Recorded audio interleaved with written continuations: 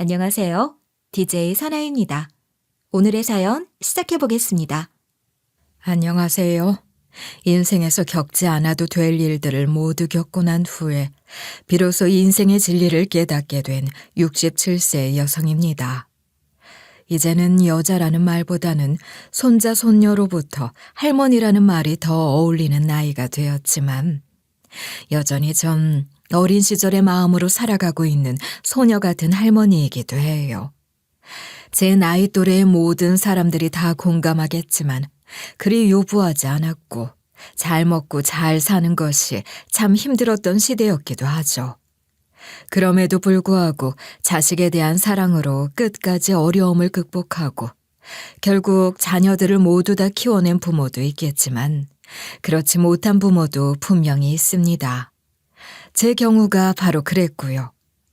사랑을 제대로 받아보지 못했기 때문에 오히려 내 자녀들에게는 그러지 않겠다는 다짐으로 늘 노력했으니까요.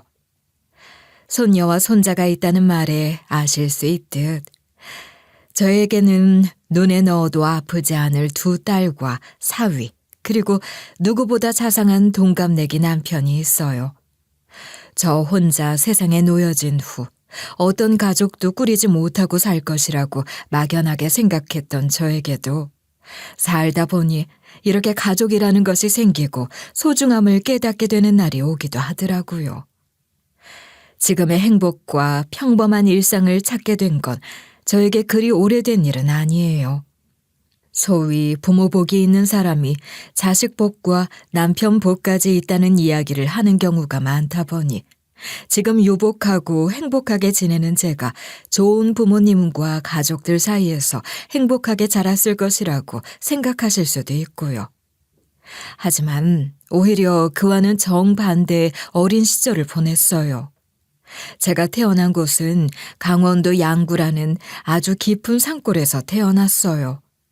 아마 지금도 양구라고 하면 익숙하지 않은 지역이고 군부대가 많은 곳이라는 것 정도로 알고 계시는 분들도 많으실 것 같아요. 저는 장녀로 태어났지만 첫째 딸은 아니었어요. 오빠가 있었고 제 아래로는 저와 2살 더 어린 아는 남동생이 있었거든요. 아이들이 많은 집 치고는 저희 집은 풍족하지 않았고 늘 가난했어요.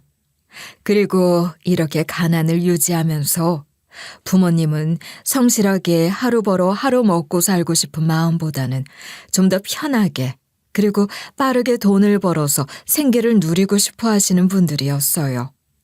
아직도 기억이 나는 건 저녁이면 집 안쪽에서 담배 연기가 자욱하고 많은 아빠 친구분들이 모여서 도박을 하시는 모습이었어요. 정자야, 여기 막걸리 좀 더 가져다 드려라. 얼른. 아무리 그래도 딸내미한테 이런 거 시켜도 되는겨? 아직 새파랗게 어린 것 같구만. 뭘 어리긴. 어린애 나이 12살이면 알 거 다 아는 거지. 그리고 아빠가 이렇게 밤에 일하는데 기집애가 집에서 놀면 뭐해. 이런 거라도 거들어야지. 안 그래? 여기 막걸리 가져왔어요. 아, 그래. 정자라고 했니? 고생이 많다. 여기 맛있는 사탕 사 먹어라. 아빠 친구분들이 매일같이 오셔서 열심히 게임을 하시면 아빠는 저에게 심부름을 시키곤 했는데 그때마다 친구들은 아직 어린 딸내미를 그렇게 시키면 쓰냐고 말을 하시면서 제가 심부름을 하면 꼭 제 손에 게임을 하신 후 얻은 돈을 쥐어주면서 맛있는 것을 사 먹으라고 하셨어요. 그런 심부름으로 받은 돈을 기분 좋게 받고 돌아서면 곧바로 엄마는 절 막아서고 있었어요. 너 방금 저기 가서 아빠 친구가 용돈 줬지? 그거 빨리 엄마한테 줘. 이거 아저씨가 나 사탕 사 먹으라고 주신 건데? 네 돈이 엄마 돈인 거지. 엄마가 나중에 다 돌려준다니까? 이리 줘 얼른. 엄마는 여지없이 제가 용돈을 받았다는 사실을 아시곤 그 작은 손에 쥐어준 돈까지 꼭 뺏어야만 직성이 풀리셨으니까요.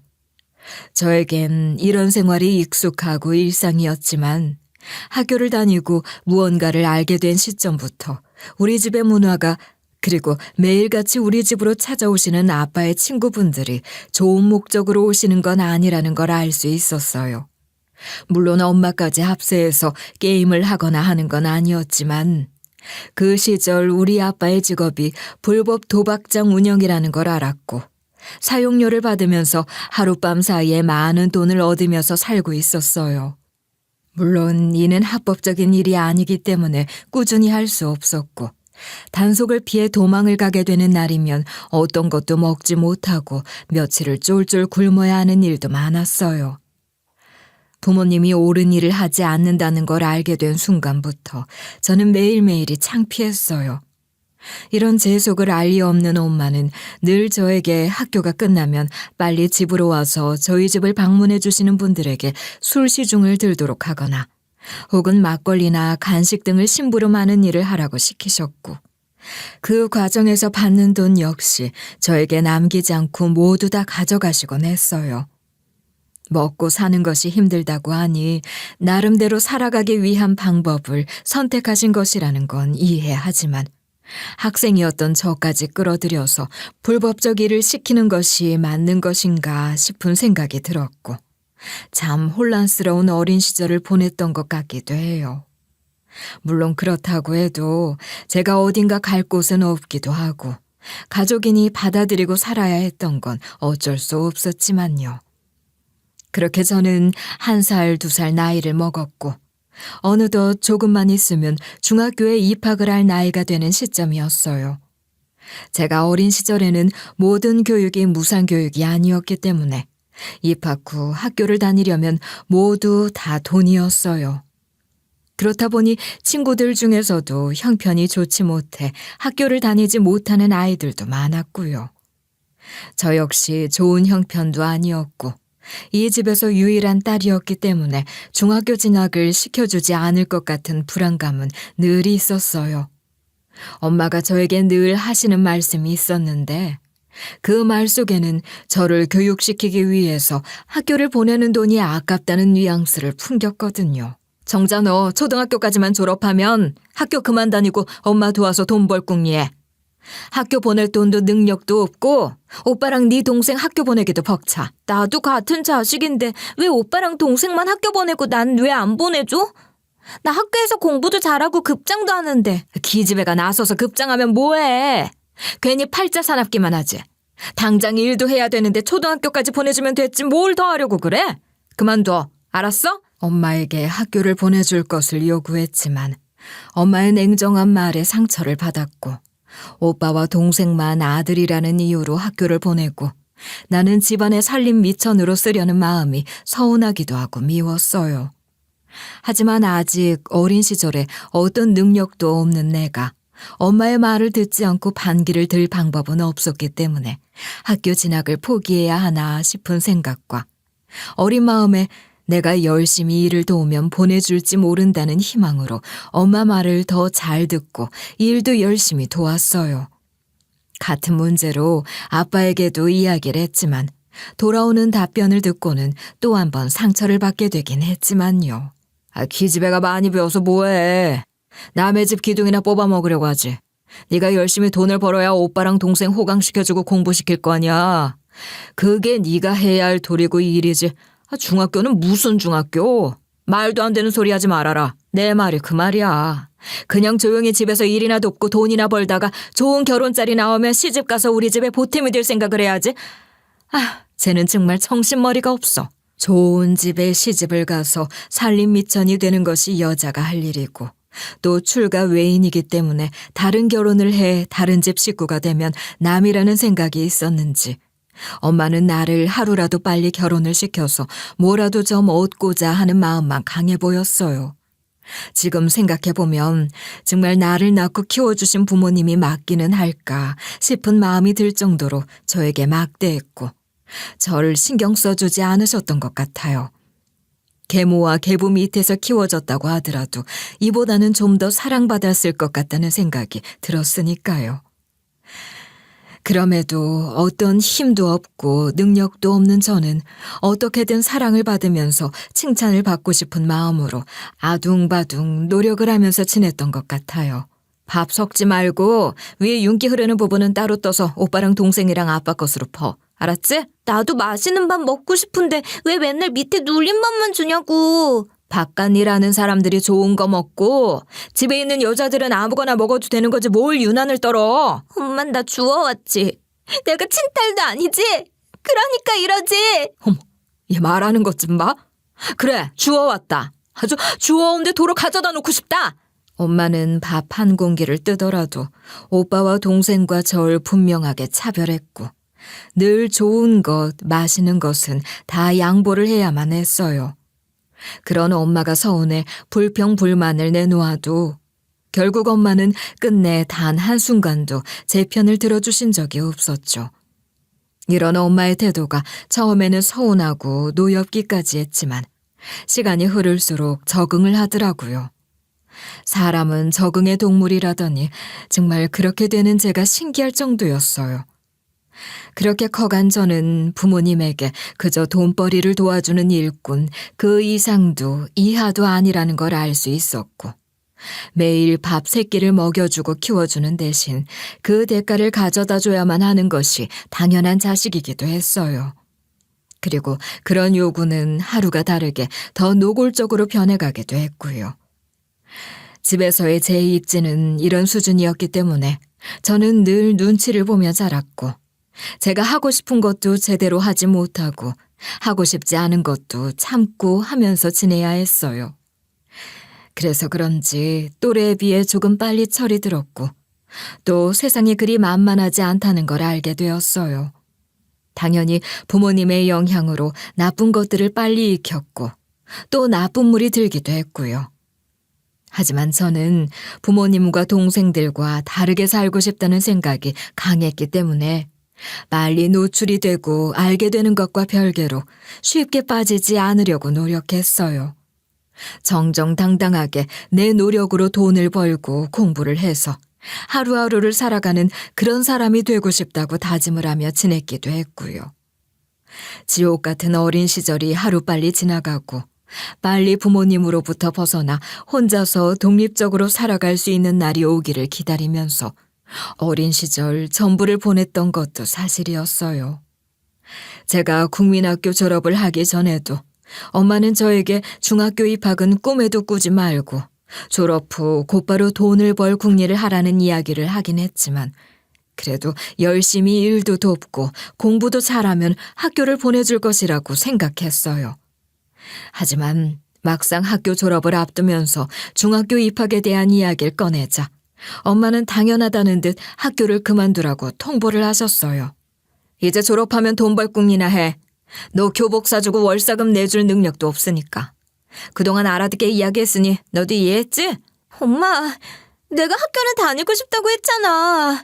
청소도 하고 아저씨들 심부름도 더 열심히 한다고 했고 그러니까 학교는 보내줘. 얘가 왜 이래? 그동안 그렇게 말을 했는데 말을 못 알아들었어? 우리 능력의 기집애까지 공부를 시키는 게 정상이니? 잔말 말고 학교 그만 다닌다고 생각해. 엄마 계모야? 다른 엄마들은 공부 못 시켜줘서 난리라는데 엄마는 왜 난 아무것도 못하게 하는데 왜? 오빠랑 동생이랑 너랑 같아? 네가 공부해서 뭐가 남아? 엄마 옆에서 살림이나 배우고 하면서 시집갈 준비나 하면 되지. 잔말 말고 그만해. 학교에서 급장도 하고 이번에 시험도 1등 했어. 근데 왜 엄마는 그런 거 신경도 안 쓰고 난 공부도 안 시켜줘? 엄마 계모야? 엄마 미워. 엄마와 학교 진학 문제로 크게 다툰 후에도 변하는 건 없다는 걸 잘 알던 전 속상한 마음이 잘 가라앉지 않더라고요. 그렇다고 이 집에서 제 마음을 알아주는 사람이 단 한 명도 없으니 집 뒷산 공터로 가서 혼자 마음을 다스리면서 엉엉 울고 있었어요. 아무도 오지 않는 저만 아는 아지트 같은 공간이었기 때문에 편하게 큰 소리를 내며 울고 있었는데 갑자기 인기척 소리가 들렸어요. 너무 놀란 나머지 울던 울음을 뚝 그치고 조용히 뒤를 돌아봤는데 그 옆에는 곱게 머리를 빗고 고급스러운 옷을 입고 쪼그려 우는 저와 눈맞춤을 하려고 앉아서 날 바라보는 한 여자를 봤어요. 혼자 울고 있으니 뭔가 안쓰러운 마음에 길을 지나치지 못하고 절 보고 있었던 것 같았지만 낯선 사람이라는 생각이 먼저 들면서 경계를 하고 일어나서 뒤로 물러섰어요. 그러자 그 여자는 웃으면서 안심하라는 듯 말을 걸었어요. 내가 너무 소리도 없이 널 쳐다봤나 보구나. 놀랬지. 아줌마 이상한 사람 아니야. 걱정하지 말고 이거 받고 울지 마라. 누구세요? 이게 뭐가 들었는지 알고 제가 먹어요. 싫어요. 너 참 똑똑하구나. 그래, 맞아. 낯선 사람이 주는 거 함부로 받아 먹으면 안 되지. 자, 이것 봐. 내가 한번 먹어볼게. 정말 안전한 거야. 초콜릿. 그 여자는 웃으면서 주려던 초콜릿을 먼저 까서 입에 넣어 보여줬고 먹으면서 다른 하나를 저에게 주었어요. 안심하고 먹어도 된다고 하면서요. 그렇게 전 그날 사모님과 첫 만남을 가지게 되었어요. 인자하면서도 고급스러운 얼굴과 세상 다정한 말투에 사모님에 대한 경계심은 모두 풀렸고 이내 같이 초콜릿을 먹으면서 속 이야기까지 하게 되었어요. 그런데 왜 그렇게 서럽게 울고 있었던 거야? 네 나이에 그렇게 서럽고 힘든 일이 뭐가 있다고? 엄마가 오빠랑 동생은 남자라고 학교 보내주고 전 여자니까 공부 같은 건 생각도 하지 말고 일 배우고 집안의 보탬이나 된 다음에 시집이나 가래요. 저 공부도 잘하는데 저도 중학교 가고 싶은데. 다시 한번 이야기를 하니 눈물이 나서 사모님과 이야기를 하면서 또다시 한바탕 울었어요.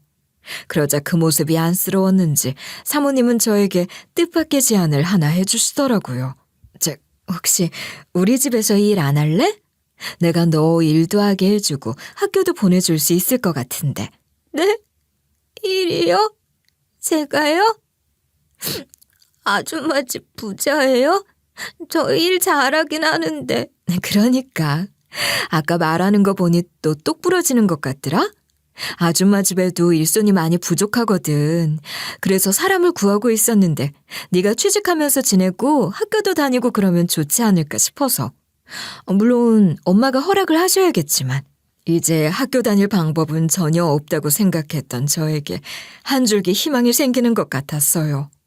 그래서 저는 곧바로 사모님과 엄마에게 가서 허락을 받자고 끌어당겼고 사모님은 웃으면서 절 따라 엄마가 있는 곳까지 와주셨어요.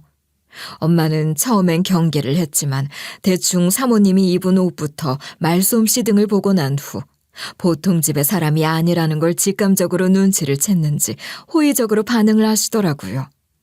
그리고 혹시 모르니 사모님 댁을 한번 가본 후에 결정을 하기로 했죠. 그리고 막상 사모님 댁에 도착을 하자 엄마는 고민할 것도 없다는 듯이 곧바로 절 사모님에게 팔아넘겼어요. 그렇게 팔아넘겨진다고 해도 집에서 눈치를 보며 지내는 것보다 학교도 다니고 또 가족들과 떨어져 지낸다는 것이 너무 좋아서 당장 짐을 챙겨 집을 떠나 사모님 댁으로 갔어요. 너 가서 학교 다녀. 다니는데 조건은 거기서 일한 월급은 전부 다 집으로 보내는 거야. 알았어? 안 그러면 도로 데려올 줄 알아? 알았어. 어차피 월급 엄마한테 주기로 했잖아. 걱정하지 마. 엄마는 절 보내면서 제 걱정보다는 제가 제때 월급을 보내지 않을까 걱정을 더 하는 것 같더라고요. 저는 그렇게 사모님 댁으로 우연하게 팔려가듯 갔지만 그곳에서 집안일부터 음식, 빨래, 청소까지 모두 도맡아 하면서 제대로 된 밥값을 했어요. 사모님은 어린 제가 모든 일을 도맡아 하며 제 몫을 다 해내는 것을 보면서 얼마나 고생을 하고 지냈으면 이 나이에 벌써 눈치껏 일을 하냐고 이야기를 하시면서 안쓰러워하시면서 또 기특해 하시기도 했어요. 누가 뭐래도 집에서 눈치를 보지 않고 이곳에서 하는 생활이 저에게는 너무 만족스러웠어요. 그러나 문제는 사모님네 집에서 일을 하면서 받은 월급으로 처음에는 엄마와 가족들이 만족을 했지만 그로 인해 씀씀이가 커지면서 더는 그 돈만으로는 만족을 하지 못하는 상황이 오고 있다는 것이었어요. 가끔 엄마를 만날 때마다 엄마가 불편한 듯 넌 월급은 안 올려준다니? 라는 말을 할 때마다 눈치를 채긴 했지만 사모님이 학교도 보내주시고 월급도 주신다는 것만으로 이미 충분히 받고 있다는 생각을 했던 전 애써 모른 척하면서 생활을 하고 있었어요. 그러던 어느 날 하교를 하고 집으로 가려고 교문을 나서는데 익숙한 얼굴이 절 유달리 반기면서 손을 흔들더라고요. 다름 아닌 엄마였어요. 다들 엄마가 학교를 오면 반갑겠지만 제 경우엔 전혀 그렇지 않았기 때문에 어쩔 수 없다는 듯한 표정과 뉘앙스로 쭈뼛쭈뼛 엄마에게 다가갔어요. 그런 제 마음을 아는지 모르는지 엄마는 평소답지 않게 저에게 참 살갑게 다가오더라고요. 너 빵 좋아하지? 엄마가 오늘 너랑 빵 먹으려고 왔어. 가자. 갑자기 웬 빵?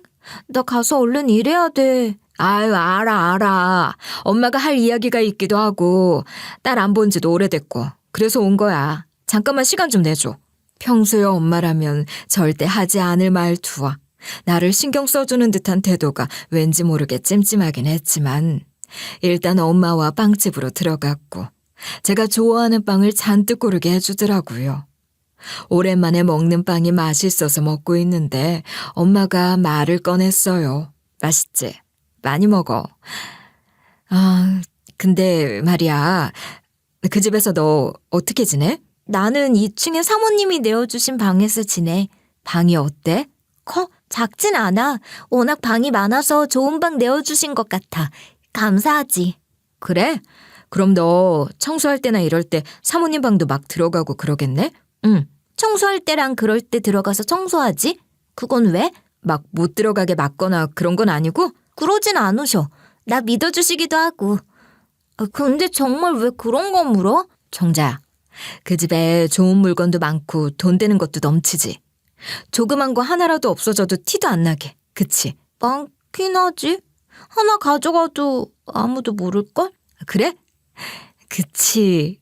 그래서 말인데 네가 사모님 집에 넘치는 것들 하나씩 청소하면서 챙겨다가 엄마 가져다 주면 안 돼? 엄마, 그거 도둑질이잖아. 나 월급도 주시고 학교도 보내주시는데 꼭 그런 짓까지 하게 해야 돼?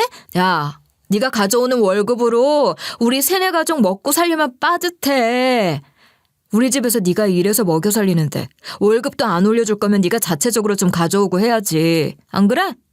너 네 가족들 이렇게 힘들게 둘 거야? 엄마, 아빠도 일을 하면 되잖아. 아무튼 난 도둑질은 못해. 얘 좀 봐라. 네가 지금 누구 때문에 거기서 호강을 하면서 지내고 있는데 네가 거기서 사니까 그 집 딸이라도 된 것 같고 그래? 네가 누구 딸인지 똑똑히 기억해. 이제 우리 가족들 다 죽게 생긴 판에 너라도 도움이 돼야 하는 거야. 안 그래? 엄마야 아빠게도 아무리 생각해도 도둑질을 한다는 건 말이 안 되는 일 같았고 끝내 거절을 했더니 엄마는 갑자기 안색이 변하면서 갑자기 협박을 하고 난 후 자리를 떠났어요. 네가 엄마 시키는 대로 안 하면 난 너 딸로 생각도 안 할 거야. 그리고 네 맘대로 그 집에서 계속 일하면서 그 호강 받을 수 있도록 둘 것 같아? 내가 네 엄마야. 보호자고. 그 집에서 끄집어내서 나이 많은 재취 자리에 시집이나 보낼 테니까 알아서 잘 결정해. 간다. 엄마가 평소에 화가 나면 어떻게 행동을 하는지 충분히 알았던 전 엄마의 말이 무섭더라고요. 그래서 일주일간 고민을 하며 고통스러워하던 중 결국 엄마의 말대로 사모님 댁에서 물건 그리고 돈까지 조금씩 티나지 않게 훔치기 시작했어요. 옳은 일이 아니라는 걸 알면서도 어쩔 수 없는 압박에 시작을 했고 뭐든 익숙해진다는 말이 맞듯 도둑질도 점점 실력이 생기고 노하우가 생기더라고요. 그렇게 전 1년 정도를 모두를 속이면서 완벽한 도둑질을 하고 있다고 생각했어요. 이런 생활을 하면서 처음에는 양심의 가책을 느끼기도 했지만 시간이 지날수록 이 또한 무뎌지더라고요. 하지만 뭐든 꼬리가 길면 잡히는 법이기에 한 사건으로 인해서 결국 그동안 물건이 없어지게 된 범인이 저였다는 것이 모두 다 밝혀지게 되었어요. 그날 사모님이 외출을 했고 집에는 저 혼자만 있다는 걸 확인 후 사모님 방으로 들어가 보석함에서 봐두었던 다이아 반지를 훔치려고 했어요. 성공적으로 반지를 찾아 훔쳐서 돌아서는 그 순간 바로 앞에 제가 하는 것을 모두 다 직관하고 있던 사모님의 외동아들과 마주치게 됐어요. 야, 너 지금 뭐해? 우리 엄마 방에서. 깜짝이야. 언제부터 여기서 서 있었어? 나? 너가 엄마 보석하면서 다이아 반지 몰래 주머니에 넣을 때부터? 너 우리 엄마 반지 훔쳤구나? 아니, 그게 아니라 잠깐 본 거야. 훔친 거 아니고. 속일 걸 속여. 지금 네 주머니에 들어갔잖아. 그동안 뭐가 자꾸 없어진다고 하더니 그게 너였구나? 외동 아들에게 훔치는 장면 모두를 다 걸린 상황에서 발뺌을 할 수도 없었고 그날 저녁 제 도둑질 사건은 결국 사모님 내외의 귀까지 들어가게 됐어요. 그동안 절 늘 다정하게 부르고 바라봐주던 사모님을 배신한 것만 같은 기분이 들고 죄스러워서 저는 어떤 말도 하지 못한 채 고개만 푹 숙였고 이를 알게 된 사모님의 남편은 화가 난 말투로 곧바로 경찰에 신고를 했고 저는 그렇게 경찰로 연행되었어요. 사모님은 그 상황에서 저를 어떻게든 돕고 싶어 했지만 남편분의 강경한 태도로 어떻게 할 도리가 없이 그대로 경찰서로 갔고 그곳에서 전 가족들을 생각해 끝내 함께 도둑질을 했다는 사실을 숨겼고 결국 저 혼자 처벌을 받게 되면서 징역까지 살게 되었어요. 긴 형을 산 건 아니지만 그 일로 저는 결국 범죄자라는 타이틀을 남모르게 가지게 되었고 사모님이 저에게 실망을 했을 생각을 하니 너무 큰 죄책감에 하루하루 벌을 받는다는 생각으로 복역을 했어요. 출소 후 반드시 사모님께 사과를 하고 사죄를 하겠다고 다짐을 하면서요.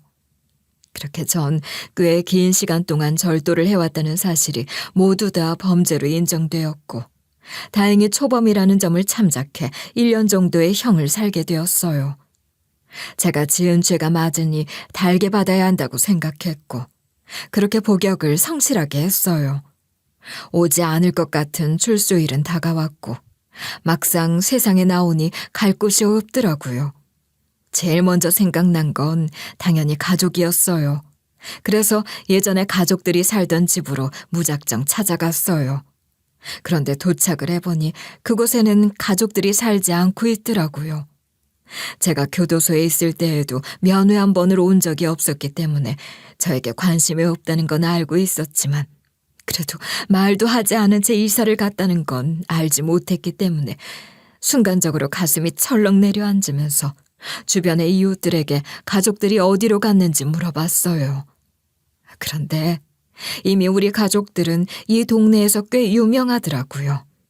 제가 열심히 1년간 훔쳐다 준 돈과 사모님의 폐물들을 받아 챙긴 가족들은 그것들을 값을 더 쳐서 팔아대면서 재테크 아닌 재테크를 했고 그로 인해서 결국 형편이 많이 나아진 건지 살던 집을 어느 순간 돌연 정리한 후 더 좋은 집으로 이사를 간다면서 사라졌다고 하더라고요. 당당하게 이사를 간 것도 아니고 야밤에 아무도 모르게 도둑 이사를 갔기 때문에 정확히 언제 어디로 간 건지는 알지 못한다고 했어요. 그리고 그렇게 사라진 지는 5개월 전 정도라고 했어요. 그런 이야기를 듣자 허무하기도 하고 황당하기도 하더라고요. 그렇게 열심히 집을 위해서 시키는 건 모두 다 했는데 처벌을 받는 것도 저고 결국 출소 후 제가 찾아갈 집도 없는 신세가 되었다는 것이 참 허망하기도 했어요. 하지만 막상 갈 곳도 없었던 저는 어떻게든 이사간 가족들을 찾아야 했고 겨우겨우 노력을 해서 힘들게 이사를 간 곳을 알아낸 후 찾아갔어요. 엄마, 나 왔어. 나 출소해서 왔어. 왜 말도 없이 이사를 했어? 면회도 안 오고. 어머, 이거 누구야? 너 어떻게 찾아왔니? 지독한 기집애. 그렇게 몰래 갔는데 기어코 찾아왔네. 그게 무슨 소리야? 내가 내 집으로 와야지 어디로 가. 왜 이사 간 거 말 안 했냐고. 넌 이사 간데 말도 안 해주고 그러면 눈치라는 게 있어야지. 네가 모르고 안 오길 바래서 이사 온 건데 눈치도 없이 여기까지 또 쫓아오니? 진짜 짜증나게. 아니, 나도 엄마 딸이고 엄마가 시키는 거 하느라 내가 이렇게 된 건데 어떻게 내가 모르길 바래? 엄마도 너무한 거 아니야? 나도 엄마 딸이고 가족이야. 내 인생 이렇게 만든 건 엄마인데 책임져야지. 어머, 너 말 웃기게 한다. 내가 왜 네 인생을 책임지니? 너 그럼 내가 죽으라고 하면 죽을 거야? 그때야 워낙 힘들고 살 길이 막막하니까 내가 너한테 그런 부탁을 했다만 너도 다 컸고 판단 혼자 할 수 있는 나이인데 왜 네 범죄를 나한테 뒤집어 씌우니? 엄마 말 다 했어? 내가 안 하고 싶다고 했을 때 엄마가 가족 버리고 혼자 잘 먹고 잘 살고 싶으면 마음대로 하라면서 협박했잖아. 그래서 내가 가족 못 버리니까 그랬던 거고. 그런 언니 이제 와서 어떻게 그렇게 말해? 난 그런 적 없는데? 기억도 안 나고. 암튼 우리 집은 범죄자 자식은 없어. 아빠도 다시는 너 얼굴 보기 싫대. 동네 창피해서 야반 도주하듯 이사 온 것도 모르고. 아무튼 앞으로는 이사할 길은 네가 알아서 개척해 살아. 엄마는 제 가슴에 비수를 꽂는 말들만 골라서 해댄 후에 저를 집으로 한 발자국도 들여보내주지 않은 채 문을 닫아버렸어요. 제가 그동안 가족들을 위해 헌신한 것들이 고작 이것밖에 안 된다는 사실을 알게 되니 허망하기도 하고 허무하기도 하더라고요. 그런데 전 어린 시절과 똑같이 할 수 있는 게 단 하나도 없더라고요. 그렇게 집 앞에서 한참을 쪼그려 앉아 있었어요. 절 매몰차게 버린 가족들이 절 다시 받아줄 리가 없다는 확신이 드니 더는 이곳에서 불쌍하게 버틸 이유가 없더라고요. 그래서 고민을 하던 중 발걸음을 옮겼어요. 우리 가족들을 위해서 비수를 꽂고 은혜를 원수로 갚아버린 제가 사과로 모든 걸 다 갚을 수는 없겠지만 그래도 사모님에게 진심으로 사죄를 하고 그 죄값을 받아야 한다고 생각을 했거든요. 사모님네 집 초인종을 누르고 사모님의 목소리를 듣자 순간적으로 온몸이 굳었지만 그래도 꼭 해야 할 일이라고 생각을 하고 제 이름을 밝히면서 이야기를 했고 제 이름을 듣자 사모님은 잠시 말을 멈추더니 이내 문이 열렸어요. 소파에 앉아서 초연하게 절 바라보는 사모님을 보자마자 눈물이 났어요. 사모님, 잘 지내셨어요? 제가 구걸을 하러 온 건 절대 아니고요. 제가 한 행동에 대해서 진심으로 사죄를 하고 싶어서 염치 없이 찾아왔어요. 그래, 내가 아는 정자 너라면 출소하고 난 후 언젠가 꼭 날 찾아올 거라고 생각했어. 그런데 생각보다 빨리 와서 놀랬는걸? 사모님, 그동안 저 걷어주시고 늘 친딸처럼 예뻐해 주시면서 사랑만 주셨는데 이렇게 배신하고 결국 이렇게 죄까지 지어서 정말 죄송합니다. 이 말 꼭 하고 싶어서 왔어요. 이것도 이기적이라는 걸 잘 알지만 정자야, 내가 널 모르니? 네가 하고 싶어서 한 일이 아니라는 거 말하지 않아도 다 알아. 괜찮아. 아무리 그래도 은혜를 원수로 갚았잖아요. 앞으로 사모님 앞에 절대 나타나지 않고 그렇게 조용히 지낼게요. 정말 죄송합니다. 정자야, 너 갈 데 있니? 제가 사모님에게 진심 어린 사과를 하러 갔음에도 불구하고 사모님은 이미 제가 올 줄 알았다는 듯 저를 반겨주시면서 제 사과를 받아주셨어요. 그런데 출소 후 1년 만에 찾아간 사모님의 집은 예전에 제가 알던 그런 곳이 아니더라고요. 예전과는 달리 훨씬 더 볼품없어졌고 사모님 역시 예전처럼 귀티가 나는 모습이 아니었어요. 사모님은 사죄를 하고 난 후 떠나려는 절 잡으면서 갈 데가 있냐고 물으셨어요. 가족들에게 배신당하고 제가 어떻게 사모님하고 지낼 수 있겠어요. 가볼게요. 갈 데 없으면 우리 예전처럼 같이 지낼래? 나도 너처럼 배신당하고 버려지고 혼잔데 말이야. 회장님은 안 계세요? 아드님은? 나도 너 복역하는 동안 정말 많은 일이 있었단다. 회장님은 너 들어간 후 아들이 사고를 친 것을 알게 된 후 뇌졸중으로 쓰러졌고 다시는 못 일어나셨어. 그렇게 과부가 됐구나. 아드님이 사고를 치셨다고요? 세상에, 내가 어떻게든 막아보려고 했는데 잘 안 됐네. 아버지 돌아가시자마자 아들은 유학 보냈는데 거기서 역시 집버릇 못 고치고 사고를 치더니 이젠 어디서 뭘 하는지도 모르는구나. 내 말년이 이렇게 될 줄 어떻게 알았겠니? 제가 잘못을 한 것으로 인해 벌을 받고 있는 시간 내내 사모님 역시 평탄하고 편안한 삶을 살지는 않으셨더라고요. 경제활동을 도맡아 하시는 남편분이 돌아가신 후 집안 근간이 흔들렸고 그 과정에서 무리하게 아들 유학까지 보내면서 생활은 더 어려워졌다고 하시더라고요. 그런 상황에서 더는 기댈 곳도 없어진 처지에 놓인 사모님은 빈 눈빛으로 외로운 사람끼리 함께 지내자고 제안을 먼저 해주셨어요. 하지만 사모님의 그런 제안을 아무렇지 않게 받아들일 수는 없었어요. 그래서 같이 지낼 순 없을 것 같다며 염치가 없는 저를 용서하라고 말씀을 드린 후 집을 나섰어요. 뒤를 돌아 나가는 저에게 어떤 말도 하지 않은 채 바라만 보는 사모님을 느꼈고 발길이 떨어지지 않았지만 어쩔 도리가 없다고 생각했어요. 그렇게 전 아쉬운 대로 고시원에 들어가 생활을 하기 시작했어요. 식당 일을 시작하면서 돈을 벌면서 삶을 다시 살아가기 위한 준비를 시작했고 분주하게 지내던 중 우연히 손님으로 들어온 사모님을 또다시 만났어요. 어색한 인사를 나눈 채 사모님에게 음식을 드린 후 일을 하고 있었는데 음식을 다 드시지도 못한 채 갑자기 구토 같은 기침을 하시면서 화장실로 뛰어들어가시더라고요. 기력이 없으신지 뛰어들어가는 중 사모님은 화장실 턱에 걸려 넘어지려고 했고 다행히 급하게 따라간 제가 사모님을 대신에 잡고 넘어지는 바람에 사모님은 다치지 않으셨지만 기침 속에서 보이는 선명한 혈흔을 보고 상당히 놀랐어요.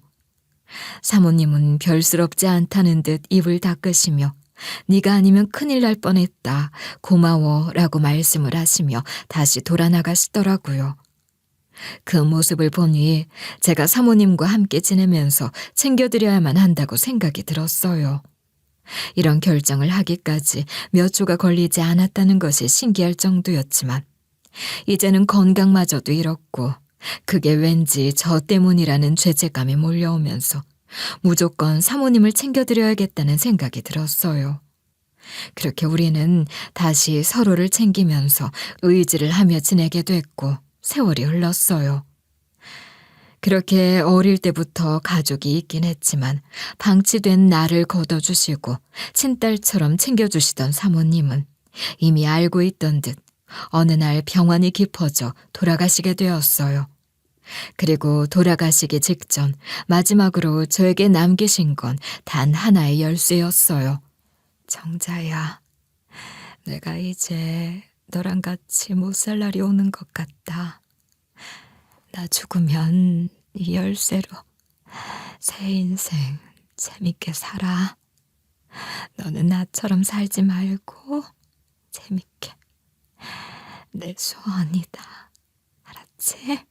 무슨 그런 이야기를 하세요. 같이 재밌게 살면 되지. 말씀 많이 하지 마세요. 힘드니까. 그날 사모님이 저에게 주신 열쇠를 받긴 했지만 한시가 위급했던 상황에서 제 안중에는 없었던 것이 맞았고 결국 사모님이 세상을 떠나시면서 장례를 마치고 짐을 정리하던 중 혹시나 하는 마음에 사모님이 쓰시던 방 금고 열쇠를 넣었어요. 그리고 그 순간 제 눈앞에 펼쳐진 광경에 제 인생이 송두리째 바뀌게 되었어요. 전혀 생각도 하지 못하고 있던 중 생각이 나 열쇠를 꺼내 금고를 열쇠로 우연하게 열면서 혹시나 많은 재산을 남겨두었을까 싶은 생각도 했지만 막상 열어보니 그보다 오히려 더 값지고 충격적인 것들이었어요. 그동안 전혀 열지 못했고 세상 밖으로 나오지 못했던 판도라의 상자가 열린 것 같았어요. 이렇게 큰 일들을 그동안 사모님은 혼자서 안고 끙끙 앓았을 생각을 하니 마음이 속상하더라고요. 결국 이 비밀에 대해 속 시원하게 밝히고 복수를 해줄 수 있는 사람이 유일하게 나뿐이라고 생각했는지 돌아가시는 상황에서도 사모님은 모든 진실을 저에게 알리고 떠나셨던 것 같았어요. 그리고 그 모든 것들을 바라보면서 제가 해줬으면 하는 일이 뭔지 정확하게 알 것 같더라고요. 금고를 열쇠를 통해 열어보니 그 안에는 꽤 두꺼운 노트와 사진 뭉치들이 나왔어요. 집문서나 통장 등이 아닌 아주 오래된 것 같은 종이들과 문서들이 잔뜩 나왔고 처음에는 의아한 마음으로 그 뭉치를 꺼내 하나하나 확인을 해보면서 저는 충격을 금치 못하게 되었어요. 사모님이 그동안 비밀로 묻어둔 모든 비밀들이 다 기록으로 그리고 증거로 남아있었기 때문이었어요. 하루 만에 절대 확인을 할 수 없는 양이었고 이 모든 자료를 들고 제가 혼자 살고 있는 고시원으로 가지고 와 약 2주 정도를 틈만 나면 순서대로 읽으면서 상황 파악을 했어요. 그리고 그 자료의 정체가 무엇인지 비로소 알게 되었어요. 사모님이 남겨둔 것은 놀랍게도 우리 가족들과 연관이 아주 깊은 것들이었어요. 그리고 나도 모르게 우리 가족들은 사모님에게까지 사기를 치고 협박을 하면서 금전을 꾸준하게 갈취를 하고 있었더라고요. 어쩌면 사모님의 남편인 회장님이 돌아가시고 난 후 사모님이 급작스럽게 경제적으로 어려워지게 된 이유도, 그리고 제가 복역을 하는 동안 갑자기 엄청나게 생활이 나아지면서 좋은 집으로 이사를 가게 된 우리 가족도 다 이 금고 안에 들어있는 진실로 인한 것일지도 모른다는 생각이 점차 확신으로 변해갔어요.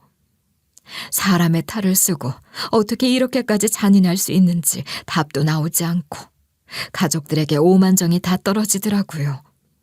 사모님은 그날 산에서 우연하게 저와 인연을 맺고 난 후에 단 한순간도 가족들로부터 자유롭지 못했다는 걸 저는 사모님이 세상을 떠나게 된 이후에 알게 되었어요. 제가 그 집으로 팔려간 후 주기적으로 사모님께 연락을 하거나 편지를 보내면서 사모님이 절 아끼는 것을 이용해서 제 몸값을 올리며 협박을 해왔더라고요.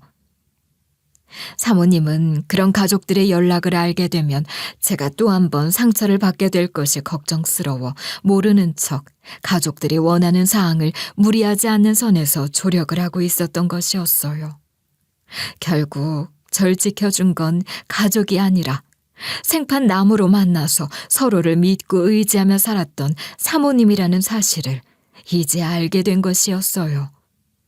하지만 이제 와서 사모님의 그런 노력과 고생을 알게 된 후 울면서 사무쳐 하는 건 사치라는 생각이 문득 들었어요.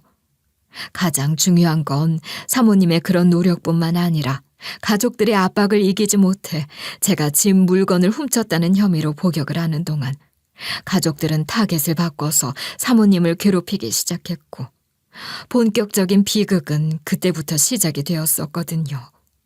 이런 상황에서 사모님은 지켜야 할 것들이 많았던 상황으로 어쩔 도리가 없이 무기력하게 저희 가족들이 원하는 대로 재산을 꾸준하게 주면서 마지막에 남은 건 저와 함께 지냈던 그 작은 집 하나 남긴 후 상황이 안 좋아졌다는 걸 알게 되었어요.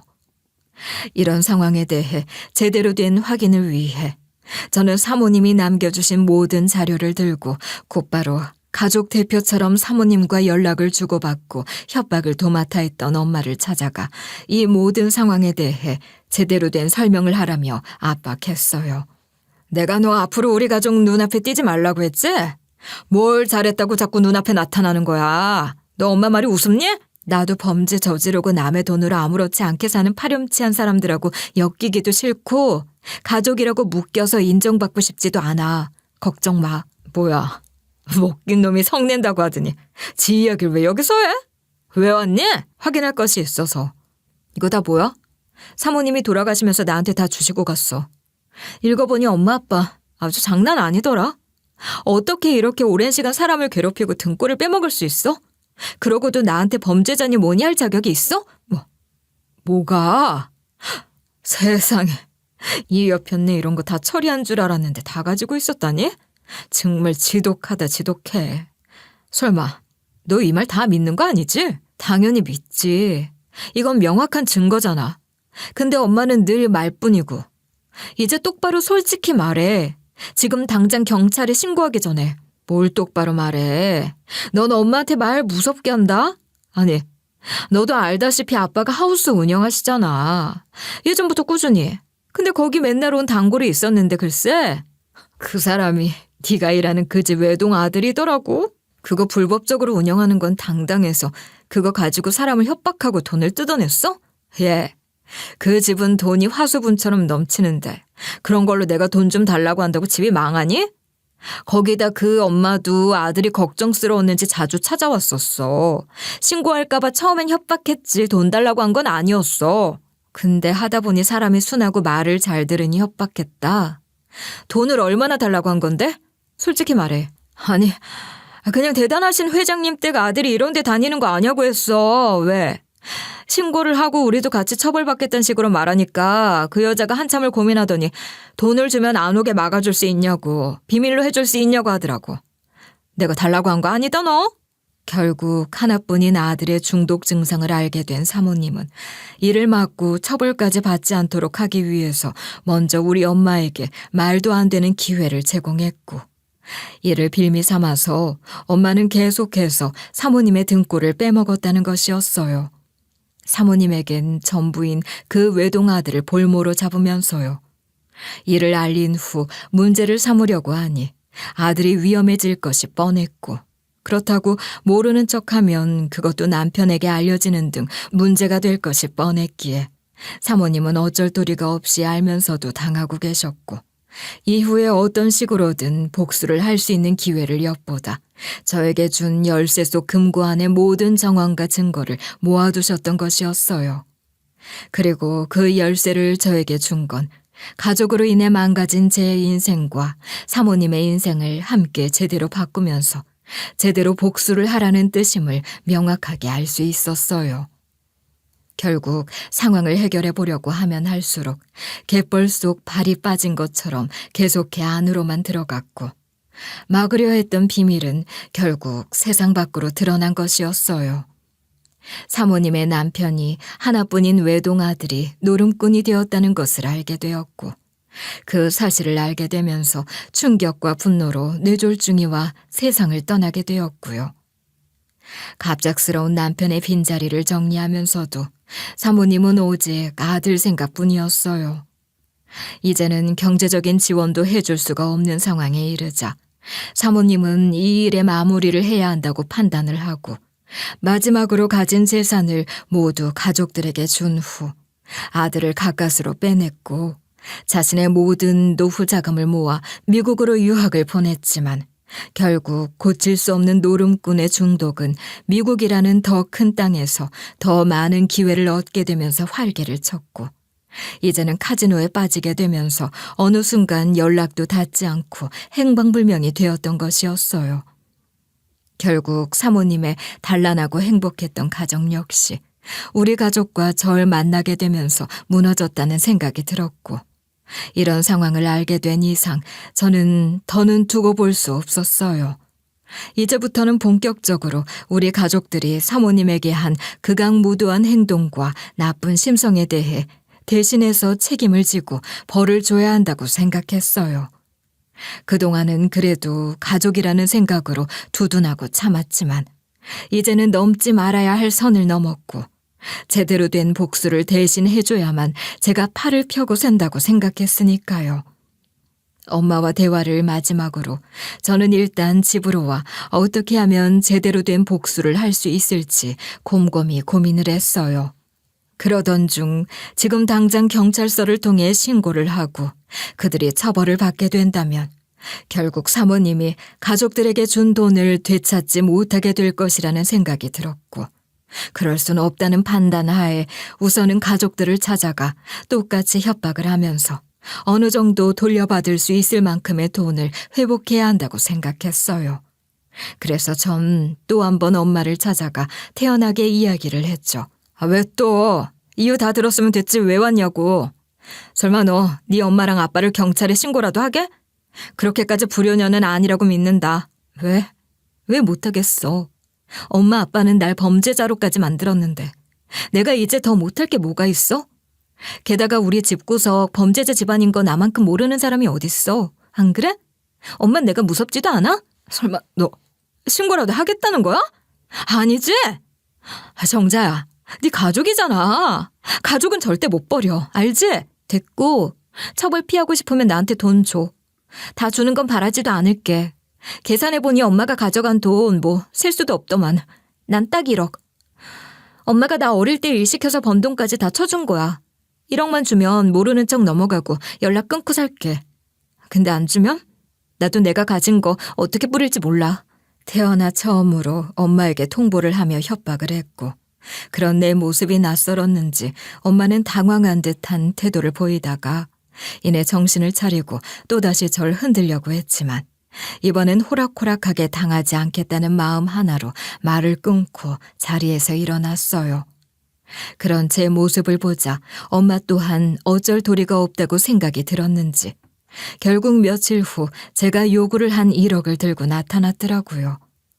고작 이 돈으로 제가 살아온 인생과 사모님의 인생을 모두 다 보상받을 수는 없다고 생각했지만 꼭 저에게 돌려주지 않는다고 해도 분명 모두 다 뺏길 것이라는 걸 알았기에 굳이 욕심내지 않았어요. 그리고 그 후 곧바로 아버지가 운영하는 하우스 신고를 넣고 제가 가진 모든 증거를 이용해서 사기, 협박 혐의로 고소를 했어요. 그 돈을 받고 절대 어떤 신고도 하지 않을 것이라고 절 믿었다면 그들의 착각이니까요. 제 신고로 가족들은 제가 당한 것처럼 똑같이 저에게 도움을 청했지만 저는 어떤 도움의 손길도 내밀지 않은 채 그 죗값을 모두 다 받게 됐어요. 어쩌면 당연한 일이죠. 그게 정이니까요. 제 신고로 부모님의 하우스는 갑작스럽게 급습을 당했고 불법적인 일이 꼬리를 잡혔고 그 자리에서 그대로 체포를 당하게 되었죠. 물론 저 또한 부모님의 처벌에 있어서 전혀 예외로 상관이 없는 사람처럼 방관할 수는 없었어요. 저 또한 분명한 가족이고 그런 일들을 모르고 지낸 건 아니었기 때문에 경찰 측에서는 참고인으로 조사를 요청했고 경찰 측의 조사 요구에는 흔쾌히 응했어요.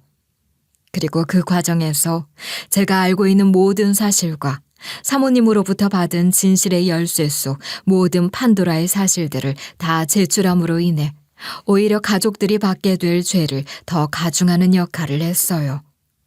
물론 저 역시 어린 시절부터 이를 방관한 것을 묵과할 수는 없었지만 그래도 다행인 건 매우 오래전 일이었고 현재는 가담을 하지 않았기에 빠져나올 수 있었고요.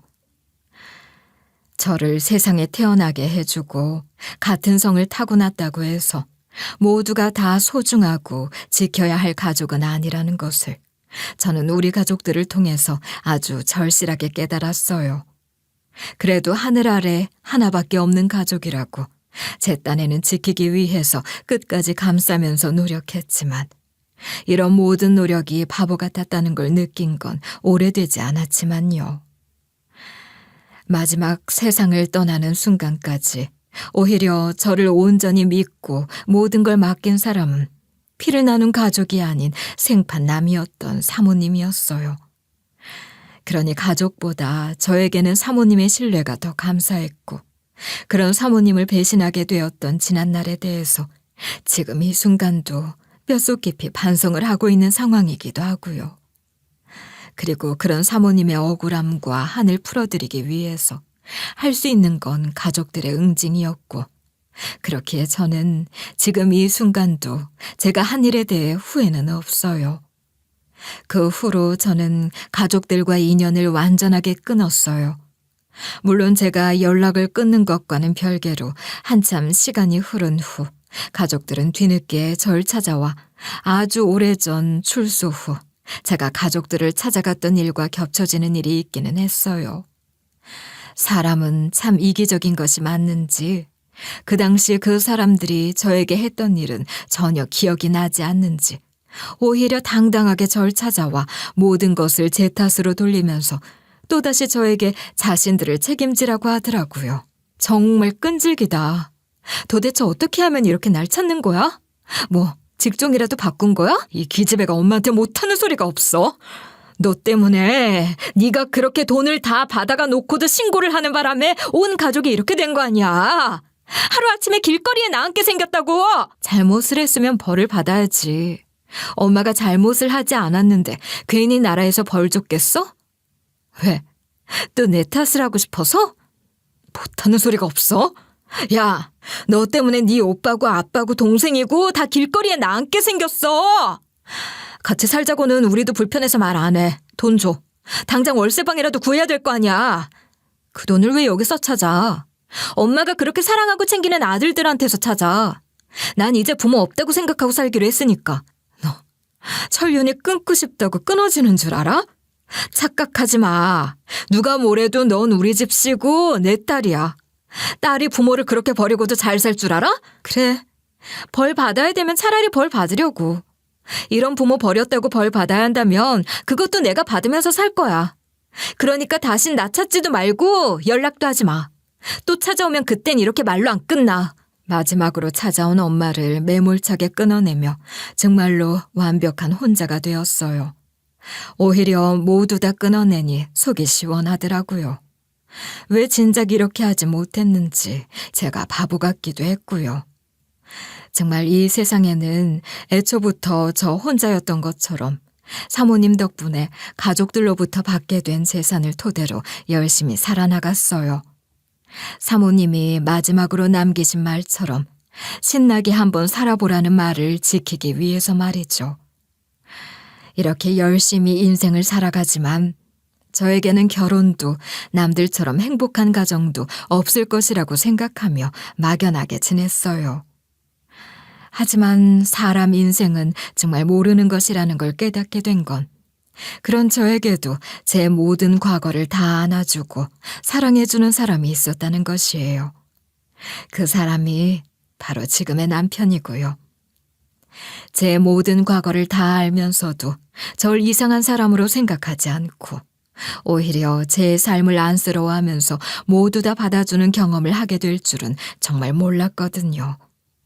처음에는 그런 남편의 호의조차 저는 거짓이라고 생각을 하며 경계를 하고 받아들이지 않았지만 시간에는 장사가 없듯 꾸준하게 절 믿고 기다려준 남편에게 마음을 열게 되었어요. 그리고 지금 제 눈에 넣어도 아프지 않을 딸 둘과 사위 그리고 손자 손녀까지 얻게 되는 행복하고 호강하는 삶을 살고 있고요.